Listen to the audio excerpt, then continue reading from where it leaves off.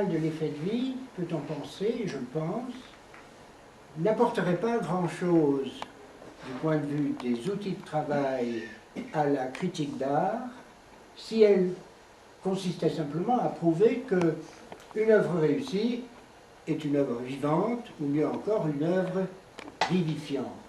Par chance, la thèse générale de l'effet de vie s'accompagne de 6 corollaires qui expliquent, pour dire les choses rapidement, comment cela fonctionne.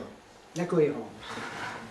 J'ai d'abord hésité à choisir ce corollaire-là, parce que dans l'histoire des théories, des arts poétiques, c'est un thème qui est omniprésent, qui est universel et qui est presque une règle, qui est plus connue de l'esprit des auteurs que les autres corollaires. C'est presque une règle. Mais très vite, je me suis rendu compte que la question de la cohérence pose des problèmes particuliers pour le XXe siècle et donc aussi pour notre époque.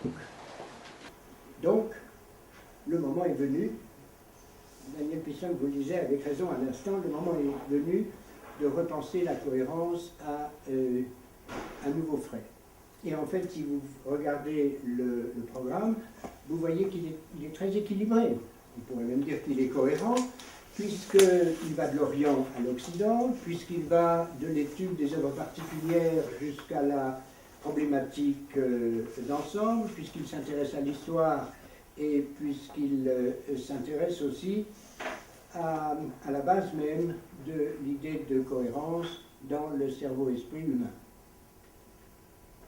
Alors, comme il y a eu beaucoup de propositions, j'ai décidé de faire une introduction courte, mais je n'ai quand même pas pu m'empêcher de réfléchir un peu dans un papier qui est manuscrit. La première page, ce sont les rectangles enchâssés les uns dans les autres.